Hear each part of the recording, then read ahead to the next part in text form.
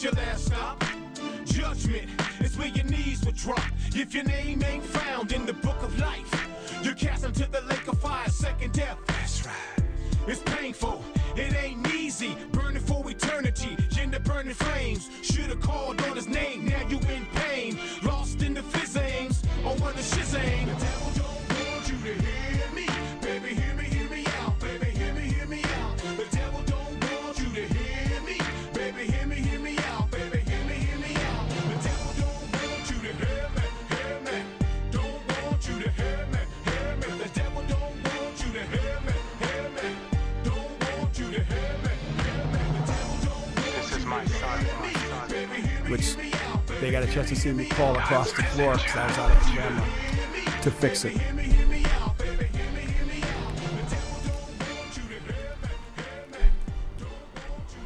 Good morning, back for round 2 of our Schedule 2 rounder. I am Pastor Dan Walker. I am so privileged to pastor the New Bethel Baptist Church in Framingham, Massachusetts, where God is doing amazing things. We have Chaplain Nera, we have Brother Dan Vale, we have the Bishop in the house, Bishop Anthony E. Hamby, back from his sabbatical, back from his tour of Europe, Asia, and the subcontinents. Must have been in my mind. Yeah. Hey, if you just paid that Columbia Records deal, if you just paid that off, you wouldn't have to travel so much.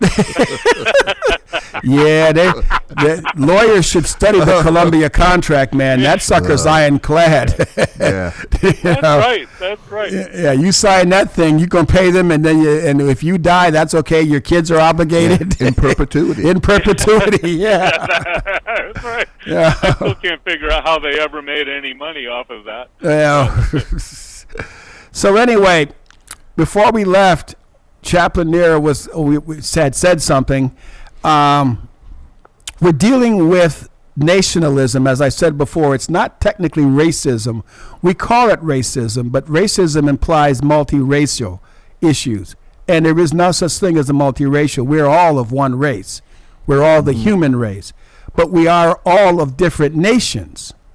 So it's more of a nationalistic thing, but people don't want to deal with that because for some reason racism is easier to say than nationalism. Yeah. Bishop? Well, the use of racism, the term racism, helped to build this country. It's easier to break it down into black and white than it is to say, okay, if you're Irish, if you're German, if you're Italian, if you're Russian, you fit. But if you are from the Congo, if you are from Sierra Leone, if you're from Ghana, then you fit in a different category and you are subhuman. That's the bigger problem. Anytime we look at another human being and classify them as less than human just based on the hue of their skin, and then perpetrate 400 years of crime, of rape, of separation of their families, of forced labor, and then along with that say to them, well, God loves you. If you become a Christian, then you're one step closer. You can't take them from their home, take them from their family, enslave them for that length of time and not expect some repercussions. Mm-hmm. Okay. Brother Dan, what do you think about what he just said?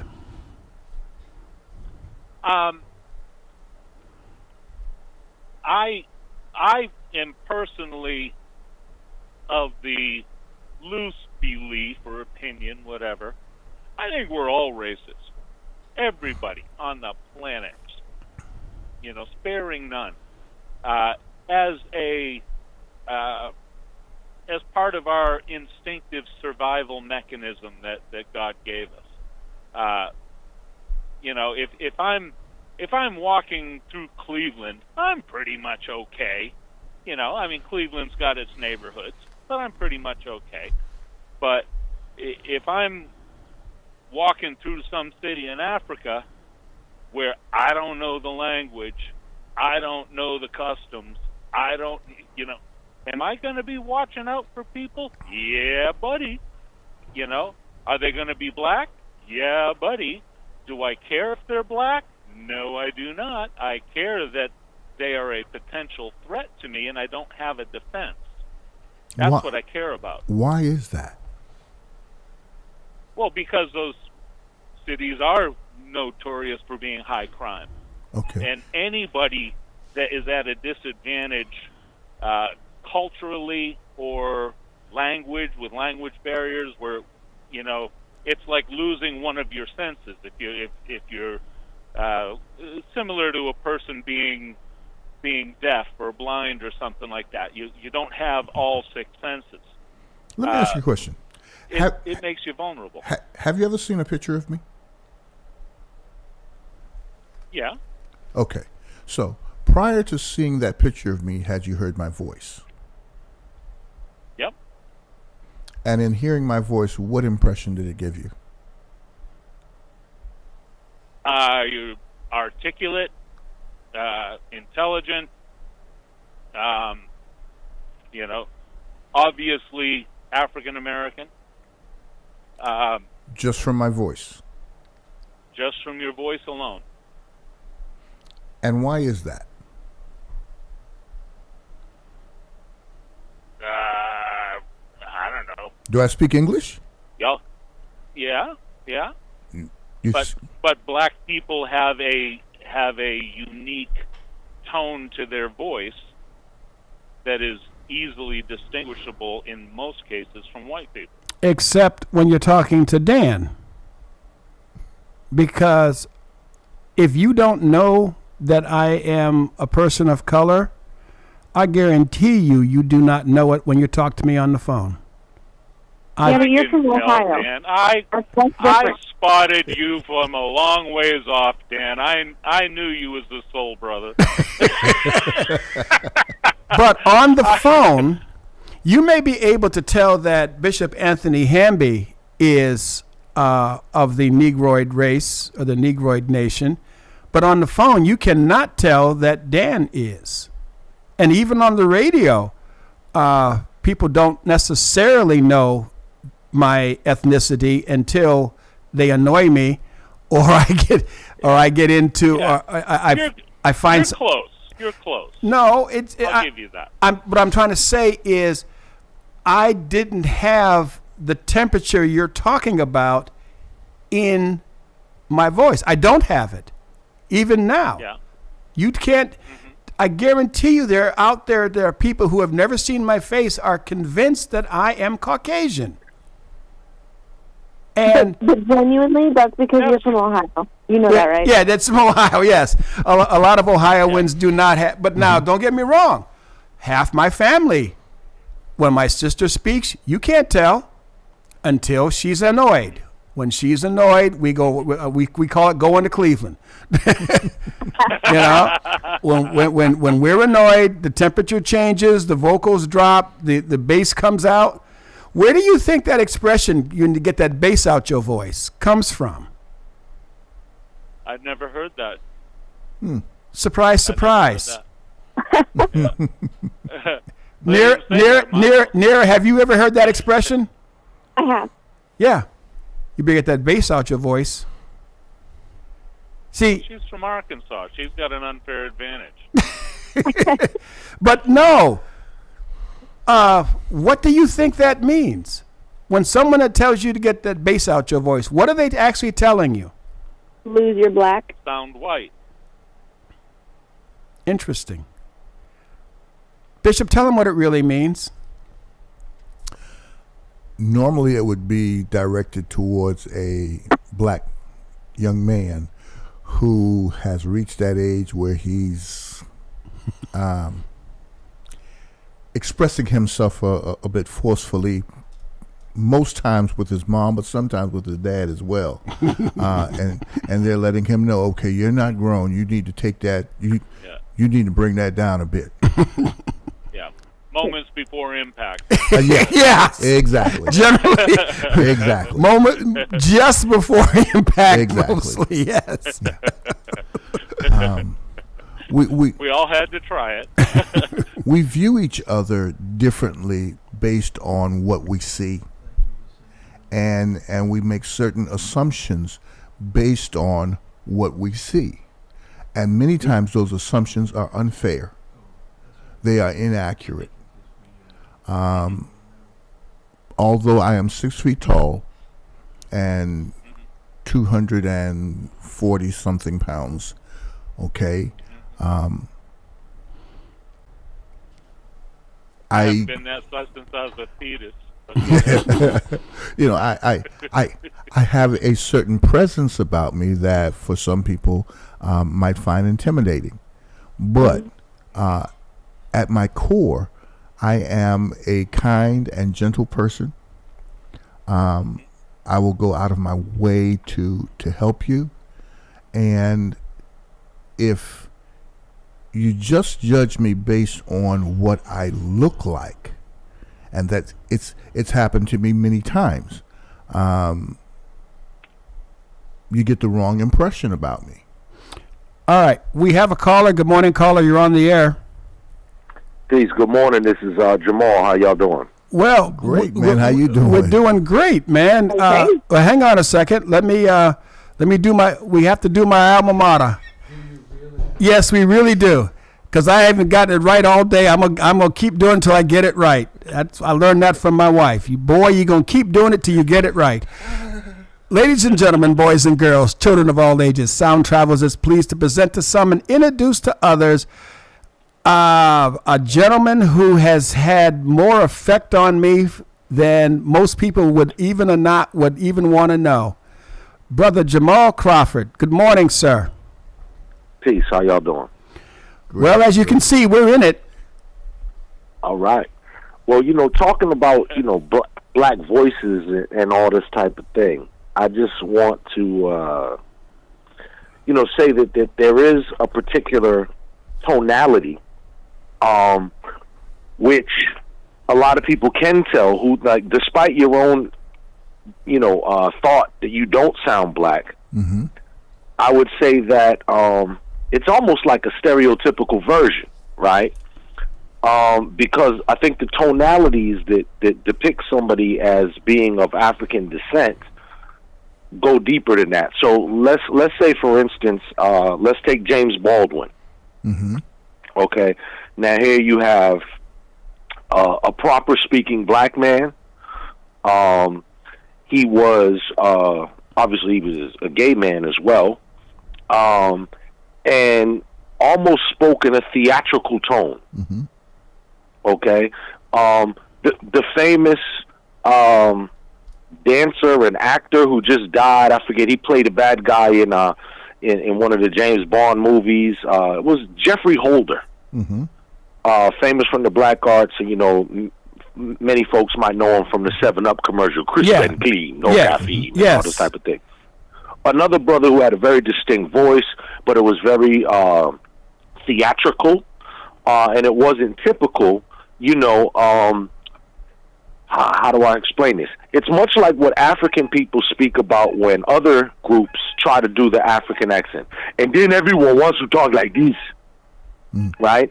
So there's also that type of stereotypical thing for Black Americans where it's like, hey, what you be talking about? And it's a tonality, it's an influctuation, and so on and so forth. But that doesn't really play out in the real world.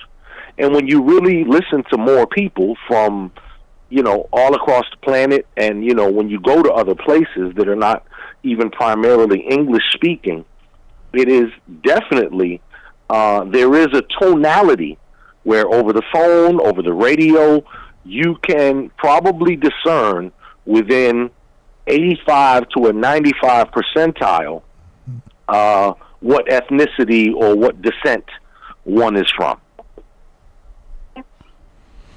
I think that's a fair assessment. You mentioned several black men with resonant voices. How would you classify Don Lemon's voice? I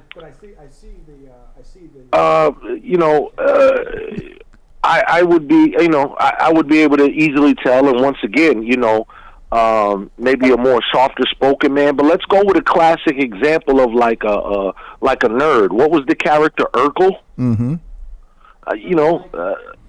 I could tell Urkel, whether in his comedic persona as that character or in his real life persona as, Jaleel White, there was never a time. So that's what I mean. I don't want to attach voice to like what people perceive as like masculinity or, macho-ness or whatever, because it you could be Mr. T or you could be Michael Jackson. Or Mike Tyson. Mike Tyson. Right, great example.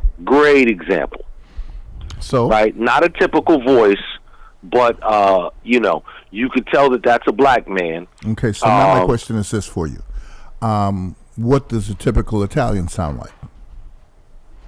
Come on, forget about it. No, see, this is what I mean. Now we're going more stereotypically. This is what I mean. Exactly. So I'm not talking about, Hollywood renditions of what everybody or, what a Puerto Rican sounds like or, the Frenchman or the German or, right. We all saw Hogan's Heroes, right?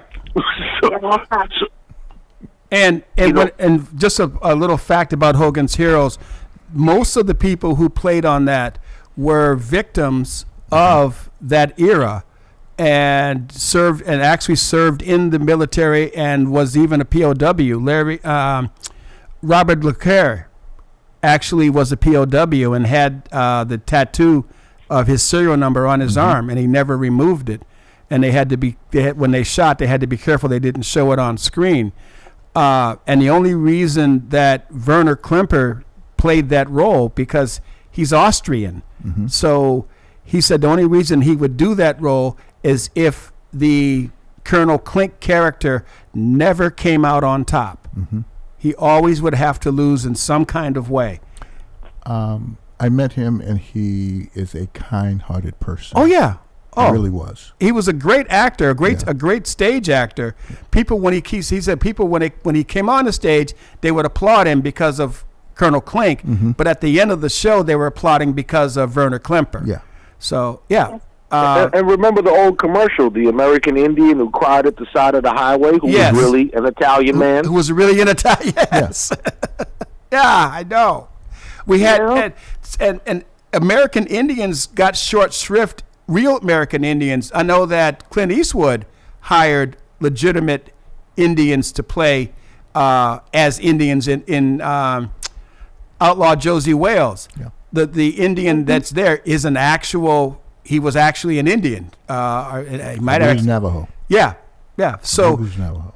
It was difficult for Hop Sing was actually Oriental, whereas some people did not have, they had, stereotypical people play different roles. But the role itself still perpetrated the stereotypes. Yeah, absolutely. And even Batman, which introduced the Green Hornet, played by Bruce Lee. Bruce Lee, when Bruce Lee and Robin fight, supposedly, Hollywood's like, we have to make this a draw because there's no way on the face of the planet that. Bruce Lee refused that. Yeah, Burt Ward could actually beat Bruce Lee. No. That wasn't going to happen. Burt Ward and Adam West together couldn't beat him. Yeah. So, and they called the Green Hornet. I was told, I can't prove this, but they called the Green Hornet the Kato show in China because Kato. Yeah. It's these type of things. Are they necessary? Is America doomed? Well, To what extent? America, yeah, I Bring believe us back America to is race doomed relations. biblically, right? What'd This you is the modern day. This is the modern day Babylon. This is the modern day Rome. I don't believe that there is another nation who has thumbed its nose at God as much as America, and in many ways tried to replace God with China. itself. China. China. You Well, think China has America thumbed its has- nose at God more so than America? Absolutely. Okay, yeah, no, I would disagree with that. Japan as they well. have, yeah. And I But tell you why. America has- Go ahead. America has been blessed by God probably more than any or all of those countries combined. We have been blessed. So for us to turn our nose back at God and to disrespect Him is a catastrophic failure of our national character. I'm sorry, but America has been blessed by slavery. I was going to Well, say, but it's also this been is blessed by God. what, this is It's where these also been things have to blessed be by God. determined. So, all right, and y'all not making it easy on a brother today, because I understand what both of you are saying. So here's what I'm going to do. I'm going to give Dan, I'm going to give you, and I mean 30 seconds, dude. I'm going to give you 30 seconds to make your point, and then Brother Jamal and Bishop Hamby, go ahead. You say America's been blessed by God more than any other. Yes? We have been blessed by God more than all the other countries combined, in my opinion. Were we perfect in it? Absolutely not. Did we do some really wrong things? Absolutely we did. But in general, we have received God's blessing. We didn't deserve any of it. There's not one person in the history of humanity that can say, I deserve the blessing. Okay. No, we didn't. Hold it right there. Brother Jamal? I would say, first of all, that none of the people who founded this nation, who ran it back then or run it now, are operating under the will of God or in obedience to God. It has always been about, self-empowerment and aggrandizement. And as the Bible warns folks about, you will not be able to tell the difference often. But these people are not of God. This government, I don't believe, has ever been of God. And we have evidence to prove it, but I only have 30 seconds. Bishop? 400 years, 450 years in this country. And it, within its first 150 years, it became a world superpower. That doesn't happen by happenstance. It was done so because of free labor on the backs of black and brown people as well. And is that God's will? I would most certainly say no. So, you've all made... Want a third opinion? Yes, Nira? Thank Oh, you. you going to let women talk too? Hold on. We're making exceptions. Complete separate opinion on all of this. I don't believe we have been more or less blessed by God than any other nation. We have been allowed to grow like an infant being allowed to grow, because out of every other country in the world, we are the youngest. Mm-hmm. We're infantile compared to world powers of the day. Rome lasted 1,000 years. We're 250 this year? Right. We have been allowed to grow to see what we would do with the opportunity afforded us. So just because we've not been punished like other nations doesn't necessarily mean we are blessed. Now, I do believe every country in the world has been blessed in some way, because God says He is no respecter of persons. And so every country has been given the same blessing and opportunity. I believe we have just done a better and worse job at it because we're humans and we have decided that some people are better than others because of the color of our skin. So, yes, we applaud. Brother Jamal, what do you think about what she just said? Well, so here's the thing. When I even mention China, right? The reason I say that China is, not as out of God's will as we are. Take away the political, governmental structure, but just the people, the way that the people live. They have a culture that is closer to their ancient culture, to their roots. They live a lot healthier.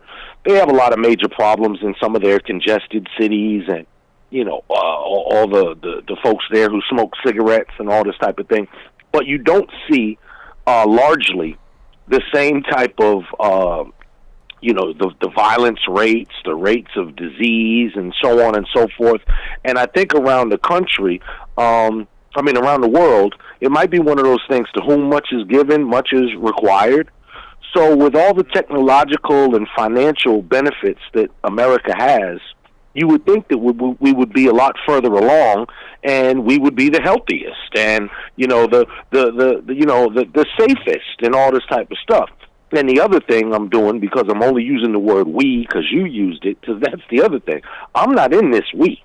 I don't consider myself as part of the I live here, I was born here, and all that, but I do not hold the American ideal whatsoever. I view America as basically an enemy. And why do you live here? I do not have the wealth to relocate myself to a place of my choosing. Where would that be? Okay, where would that be? Yeah. Oh, easy question.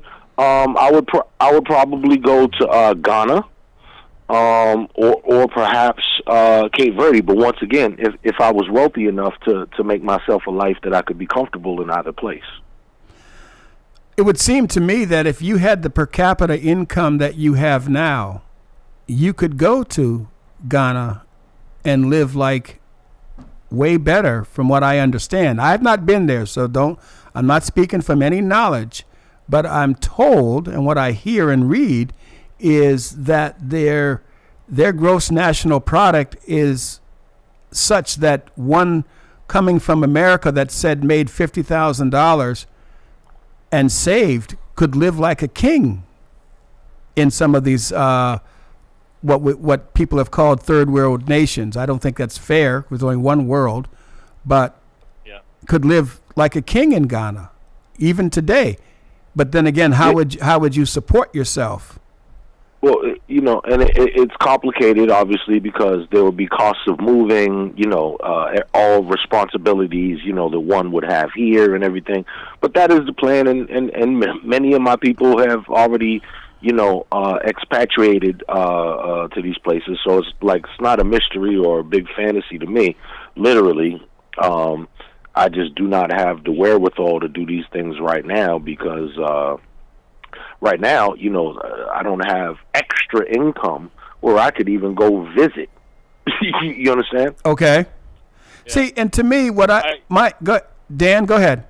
You could get a great deal on a U-Haul because everybody in these other countries and continents all over the world are all trying to come here. And you don't see many people trying to go back to those countries, and there's a reason for that.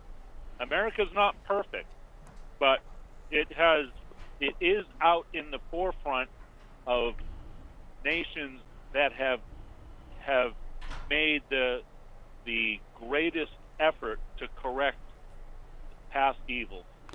I would definitely, I don't want to say disagree, but I would say that America needs to, I've said this before, America needs to do one thing. It needs to apologize and acknowledge.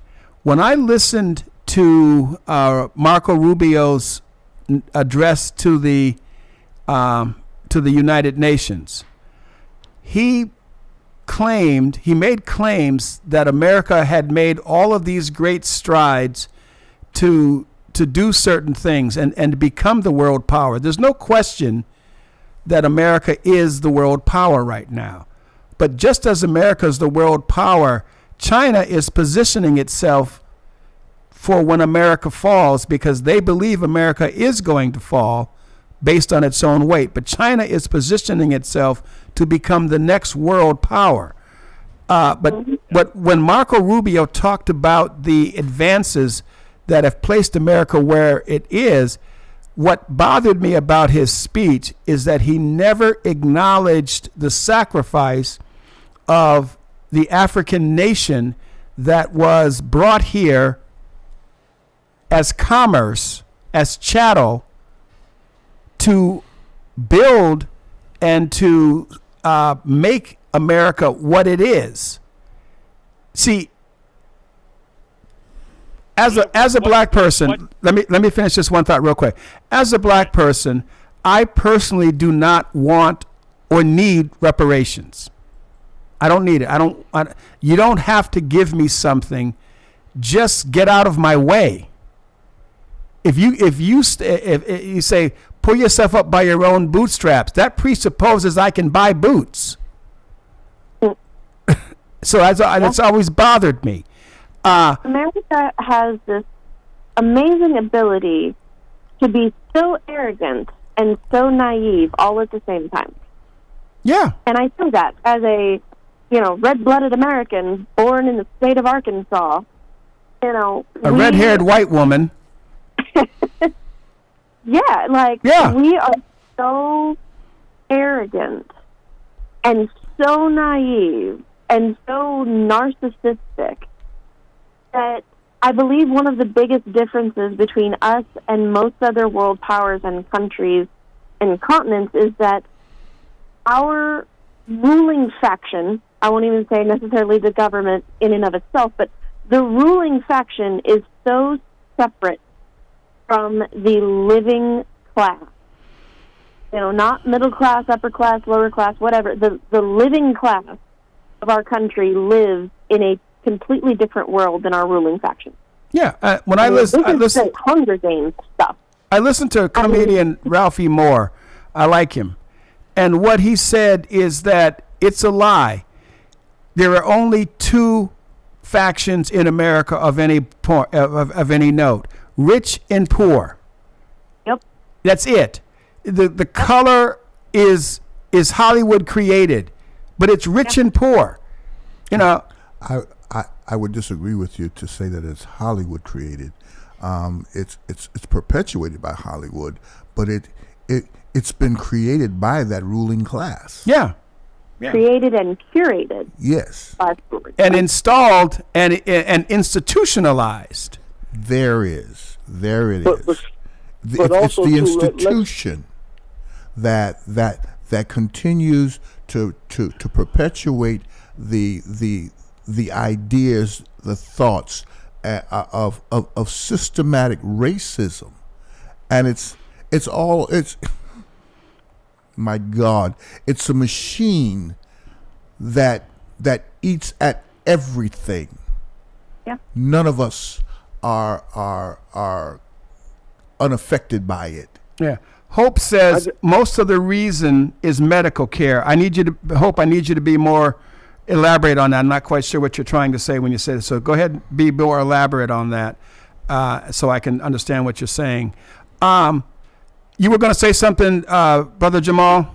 Yeah. I just don't want to differentiate, quote unquote, racism and whatnot from cultural differences.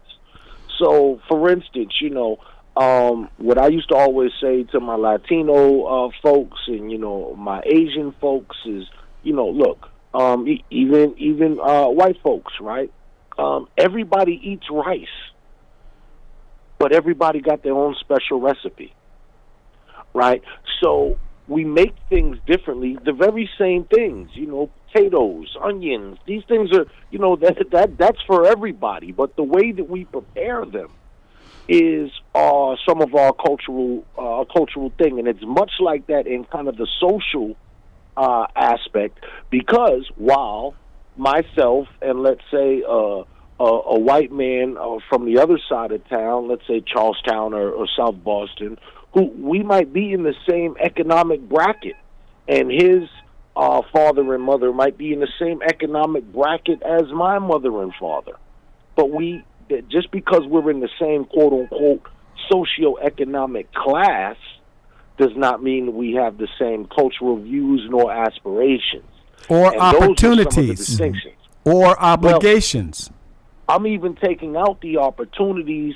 I'll leave in the obligations. But what I'm saying, what I may desire for myself and what they may desire for themselves are completely different things based on cultural differences, cultural aspirations, and so on and so forth. Like, okay, great example. If you had a young white, there might be some young white guy out there right now, and his dream is to get out of here and go back to Ireland. God bless him, right? So just like you have folks like me who want to potentially leave America and go back to the lands where they feel more comfortable or what have you, it's the same, I would imagine, for some white people who want to leave. And I just don't want to give this American quote-unquote dream to the point that Sister Naira said, 250 years old. Right now, there's some old lady living in Mississippi who's 115. It's like only half of what entire America is. So for folks to not think that, people might want to actually go back to where they can trace their roots from, or that there might be better living, or, to give up the condo and the apartment to go live in a more rural environment. Some people are starting farms. Even the great superstar Khalees left America. I believe, I believe that the American dream is life, liberty, and the pursuit of happiness. That is the core belief. But if you have someone from Italy, what do you call them? You call them Italians. If you have someone from Germany, say that on the air? Quiet, you. If you have someone from Germany, what do you call them? Germans. German. If you have someone from Spain, what do you call them? Spanish. And when you look at a dark-skinned American, what do you call them? See, now I'm gonna get. I can't. African-American. I can't say it because I can't say it because the FCC does not allow these different things. But I tell you what, the joke I heard of is, what do you call a black man who's a doctor? And the answer was the N-word. Mm-hmm. And now, Jamal, I know you've heard that one before. Of course. Dan, have you heard that? White people would never tell that.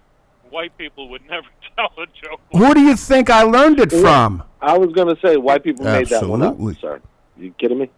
Yeah, that. Absolutely. White people, it's that kind of language is not acceptable in white culture today, and it Of hasn't course been not. for a long time. Really? Dan, Mr. Dan, Pastor Dan, Pastor Dan. Go ahead. This is Dan Vale you're talking to my twin Dan brother. Vale. I don't know. He's my Okay, twin brother. Well, He's whiter than Casper's ghost. No, I'm looking at the picture here. Yeah, okay. So, but where is it that you live? Disney World. No, I'm being. What happened? No, Well, where is it that where do I live now? He's one. Where do you live now? Where did you grow up? All of that. Yeah, okay. Do 10 seconds on your background, because you. Nova Scotia, Canada, Montgomery, Alabama, Dallas, Texas, northern Wisconsin, Boston, Massachusetts, Boston, Massachusetts, Okay. and Ohio. So that's almost perfect. So you did not see the differences in Nova Scotia, Canada, to particularly in America, particularly living in places like Alabama and Texas, and then of course Boston. You didn't notice different, cultural differences and racial tonalities in these various places? Absolutely, because Nova Scotia effectively didn't have, Canada effectively doesn't have black people. There's a half a dozen of them. So you've never been to Carabana, clearly. All right. I've never been what? To Carabana. It's like the second biggest West Indian Caribbean festival on the planet, and it's held in like everywhere from Toronto to Montreal every year. Right about this time, in fact. I've never been. Toronto and Montreal, they're not part of Canada. Yeah, well, they're not according to Canadians. Cities. They're two big cities that are literally pinpricks on the map of a massive country. I'm aware. I've seen Canada on a map, and I've been there a few times too. This is why the United States president is going to take it over and make it the 52nd state. Well, I don't believe that's going to happen. I think that's a troll. No kidding. That's a troll. Yeah. And that's what he does. Our president is probably the best troller on the planet, and because he knows how to play fears, he knows how to play expectations, and that's the problem with racism. Is that it allows itself to be played. It contributes. What I asked Bailey to explain, and the hospitals are not up to date on the equipments, and most countries you have to carry your own linens and clothes. In other words, in America, there's no question that the American medical facilities, as much as we complain about them, are the best in the world. Best in the world, yep. And when I was an Uber driver, if I didn't once a week or twice a week pick somebody up from Logan who was coming in from Canada, who was coming in from Mexico, who was coming in, I think the furthest was Arabia. Their family was coming in from Arabia to get, their child was sick, and they were taking her to Boston's Children's Hospital because they can afford to do it. And I mean, they actually tipped, which was surprising to me. They actually tipped me quite well.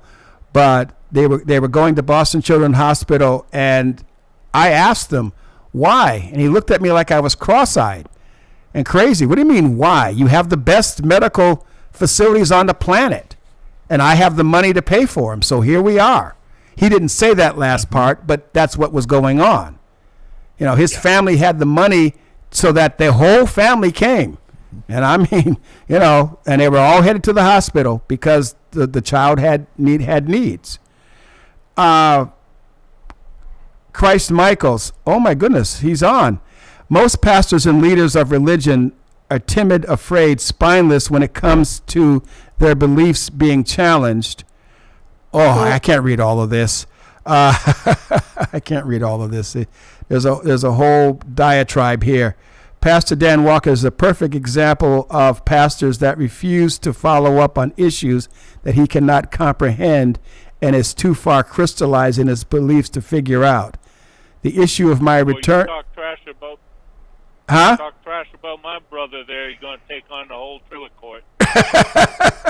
So I find it curious that he specifies that I am. Is a perfect example of pastors that refuse to follow up on issues that he cannot comprehend and is too far crystallized in his beliefs to figure out. Yeah. Does that sound like me? For those of y'all who know me? No. Brother Jamal. I don't know. Huh? I don't know, but you know who you said sound like you, because we started off talking about tonality of voices and everything. Yes. You know who I just figured out, to me at least, who you sound like and have a similar tonality to? No, who? Another clearly black was the late great Nipsey Russell. Oh yes, I accept that. I like Nipsey. Nipsey didn't have any tone. He didn't have any tonation in his voice. His voice was his instrument, and he could play it very well. But yeah. I agree with that. I have no issue with that. That's fine. But now I wonder if he was from Ohio too. I don't know. Midwestern guy. My father. See, here's the thing. My father did not have an quote unquote black accent. Whatever that is, he did not have it. And 7 years I spent with him. From was it 7? 4? He passed. Well, let's say the 10 years I spent with him. In that time frame, I guess I learned to talk like him. But my mother doesn't have that much of an accent. She clearly has more of an accent than either one of us. But to me, how you say it is not as important as what you're saying. And I find it curious that I'm being taken to task because I don't accept a philosophy or a theory. I know who sent this, and it's on the internet if you want to read it. I'm not going to debate that at this time because we're talking about something else. But I think it's kind of low class to use this opportunity to attack me. But whatever. Yep. Okay, you don't have to debate it. You don't have to. Uh-oh. I'm not going to debate it. But I will say this. It's better to keep your mouth shut and be thought a fool than to open your mouth and remove all doubt. That's right. That's right. Interesting. Something on one of the other notes that 5 minutes. I was a terrible student in school, but I had the blessing of having a copy of the Communist Manifesto by Karl Marx, and I read it, and I think it should be mandatory reading for every student, although it's not. I would agree. And what I learned in that is the steps that communism and Marxism takes to take down the West. Karl Marx laid it right out. He says, this is how we're going to destroy the West. And they won't fire a bullet. And so with that in mind, now we look at all the things that are going on in our world today, the polarization, the racial division and the strife and all this stuff. If you read the Communist Manifesto, you would see the reason why we have a very, very faulty media. They don't do journalism anymore. They do sensationalism. And that's exactly why it's not more commonly read or known or pushed. Yeah. That's exactly. Yep. I think because that educated mass. Right. I think that the 10 Commandments should be in every classroom. I think that the Communist Manifesto should be read. I think the autobiography of Malcolm X should be should be read. I think that the Bible should be read. I think that the Bhagavad Gita should be read. I think that the Bhagavad Gita, and I may not be pronouncing it exactly right, but people who know what it is know what I said. I think that all knowledge is necessary, and you should be able to read and get these opinions. I learned what I've learned because I was challenged to learn it. And even Brother Jamal, I've given him his flowers. I'll give it to him again. Challenged me to learn more about the quote unquote American black experience. Not that because he thought I was ignorant, but just because he didn't think I had the knowledge that I needed to have to form a proper opinion. Is that accurate, Brother Jamal, in the last 2 minutes of what we have? Sure, that makes it work for sure. Okay. Well, we only have a minute, so I want to try to give everybody a chance to say something. Nira, you go first.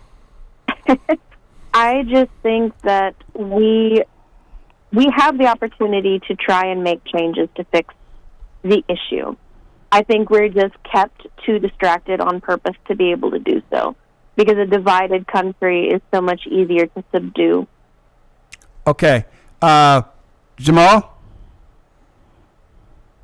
I think this country was long divided before any of this modern debate and context, and I think we really need to get out of that and get into some real conversations about race, reconciliation, reparations, truth, and accountability. Dan? A wise man named Hal, who we both know, once told me that we need to stop pursuing justice and start pursuing mercy, because none of us will fare well if we get what we deserve. Bishop? I'd like for us to get to a place where we see each other truly for who we are, and not through a lens of hatred and